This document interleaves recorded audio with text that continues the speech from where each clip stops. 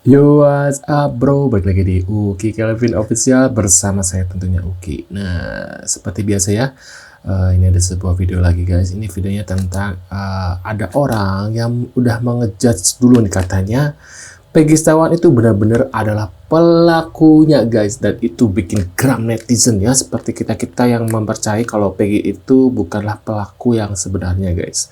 Nah, videonya seperti apa dan orangnya seperti apa? Yuk kita lihat guys videonya. Saya lebih percaya kepada 64 pengacara daripada Anda satu orang. Negara Indonesia adalah negara demokrasi dan seluruh warga negara Indonesia memiliki hak untuk berpendapat. Hak berpendapat itu berlaku di dalam hal apapun, baik dalam bidang politik, dalam bidang hukum, bidang kesehatan, dan bidang apapun. Maka saya menggunakan hak bebas berpendapat saya bahwa saya berkeyakinan kalau pelaku yang sebenarnya adalah pelaku yang memang sudah jelas ada buktinya. Dan ya, saya tegaskan, saya tetap berpegang teguh dan berprinsip teguh pada pendapat saya, apa yang sudah saya utarakan sebelumnya di video-video saya. Saya yakin pasti saya akan tambah dihujat, akan tambah dihina oleh video saya yang ini, oleh karena ketidaksamaan pendapat saya dengan kebanyakan orang yang ada di media sosial. Dia itu sengaja bikin statement seperti ini guys, karena semakin dihujat di Indonesia itu ya, semakin kita dihujat semakin kita terkenal. Dan ini dia itu strategi marketing dia sengaja mengejudge kalau si Peggy ini adalah pelaku yang sebenarnya. Nanti kalau benar si Peggy ini bebas, nah dia sengaja nih, nanti kan dihujat tuh sama netizen, lama-lama gitu ya, followersnya nambah nih, karena kan orang kalau haters kan pasti bakal ini terus ya, bakal follow terus guys. Jadi ini sih menurut aku marketingnya dia sih. Saya yakin akan banyak yang menghina keluarga saya, akan banyak yang menghina orang tua saya oleh karena saya berbeda pendapat dengan kalian semua. Tetapi saya percaya kebenaran akan selalu berada di orang yang tepat, dan kebenaran itu akan segera terungkap tidak lama lagi. Ada yang bilang di chat ini ya, di komen-komennya dia di videonya, dia itu bocil. Menurut aku dia bukan bocil, dia udah dewasa tuh, lihat ada jerawatnya, udah ada ininya ya. Menurut aku dia bukan bocil ya guys ya. Dan emang dia sengaja banget itu bikin statement seperti ini guys, biar rame aja gitu TikToknya gitu. Kita lihat saja. Dan kita lihat siapa nanti yang akan menang. Apakah 64 lebih pengacara hebat tersebut atau saya seorang bocil? Sengaja orang kayak gini mah biar ya gitulah, lebih baik nggak usah diikutin guys, orang kayak gitu mah nggak usah di follow. Terbukti sebagai otak pelaku pembunuhan. Ini kesel banget sama ini. Ya harus. Mulut ibu ini bahaya banget loh sebenarnya.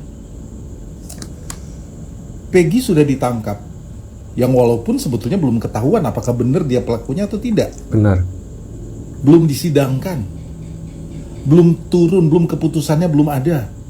Tetapi dia sudah mengatakan Peggy ini sebagai otak, sebagai pelaku dan otak daripada permasalahan atau kejadian tersebut.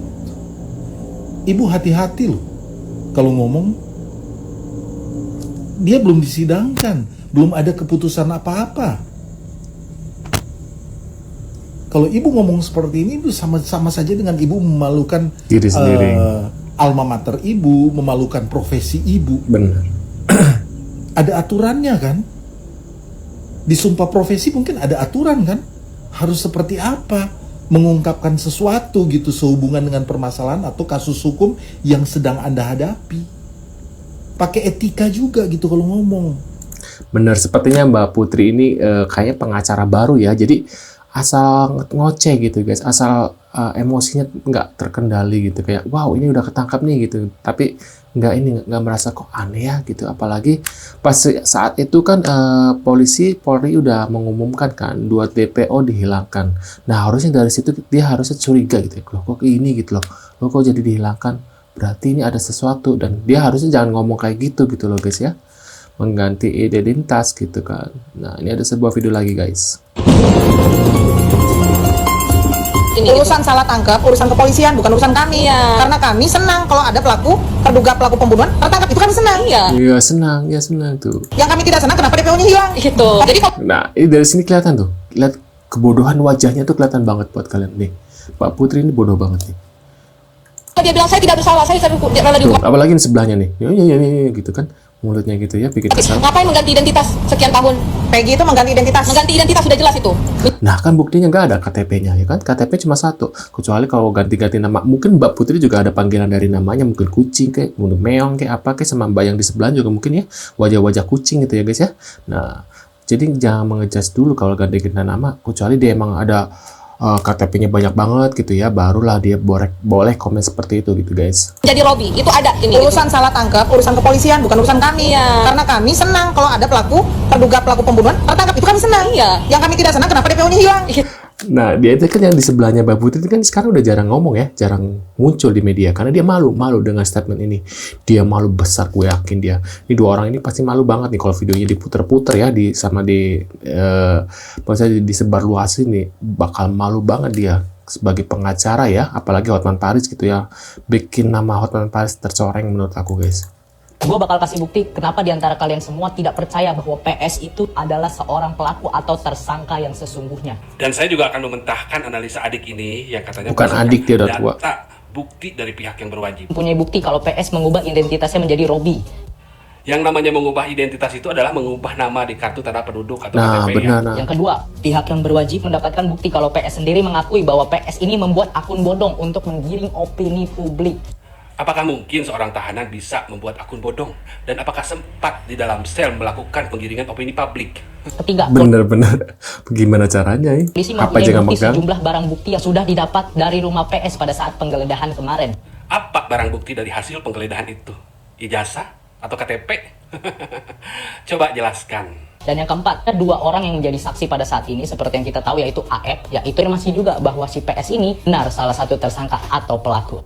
Keterangan Aib dan Mel itu sudah dimentahkan oleh warga sekitar ya di podcastnya Kang Deddy Mulyadi. Jangan-jangan ini ada yang namanya Dede kan selama ini nggak pernah muncul yang sama IP itu. Jangan-jangan ini orangnya lagi ya sengaja ya menggiring opini supaya Peggy itu pelaku yang sebenarnya. Jangan-jangan ini Dede nggak pernah muncul. Selama ini kan orang nggak ada yang tahu kan, netizen nggak ada yang tahu nama wajahnya si Dede itu kayak gimana, guys. Bahwa nggak mungkin dalam jarak 100 meter dan dalam keadaan gelap bisa melihat dengan jelas. Nah, benar. Dan warung di mana Aib membeli rokok itu jauh dari lokasi kejadian adik ini. Yang diambil dari bukti pihak yang berwajib itu masih mentah dan perlu dibuktikan kebenarannya. Podcast diskursus yang mana di dalam podcast tersebut Bu Titin menyampaikan bahwa dalam persidangan 8 terdakwa saksi Aib tidak dihadirkan. Ini jadi tanda tanya buat gua, antara tidak dihadirkan atau yang bersangkutan takut memberikan kesaksian dalam persidangan karena harus disumpah. Nah, ketakutannya, dugaan gua, apabila keterangan Aib ini palsu, kesaksiannya ini palsu, maka yang bersangkutan bisa dijerat pidana sesuai dengan pasal 242 KUHP ayat 1 ayat 2. Apakah dalam kasus lanjutan Egy Setiawan, Aib berani, seandainya Egy Setiawan ini disidangkan, apakah Aib berani menghadiri persidangan dan menjadi saksi? Pertanyaannya itu, beranikah Aib? Gimana menurut netizen? Berani nggak dia nanti hadir seandainya disidangkan ya? Karena kan infonya sekarang lagi diprapitkan antara menang atau kalah, nggak tahu prapitnya. Tapi seandainya lanjut ke persidangan, berani nggak Aib memberikan kesaksian? Gue yakin dia akan berani. Sekarang aja dia nggak muncul di media lagi, guys. Setelah banyak setelah muncul Ferry itu muncul, nah dia udah mulai menghilang di nama lama ya. Nah, sekarang kan kata Rasman itu ada pernah bilang katanya itu lagi dilindungi polisi. Berarti wow, polisi bisa melindungi ya, sedangkan para saksi dari Peggy nggak dilindungi. Wow, ini ada apa nih? Pasti ada sekongkolan. Menurut pendapat kalian gimana nih? Tulis di kolom komentar. Terima kasih sudah mampir dan jangan lupa bantu subscribe dan sampai jumpa di video selanjutnya. See you guys.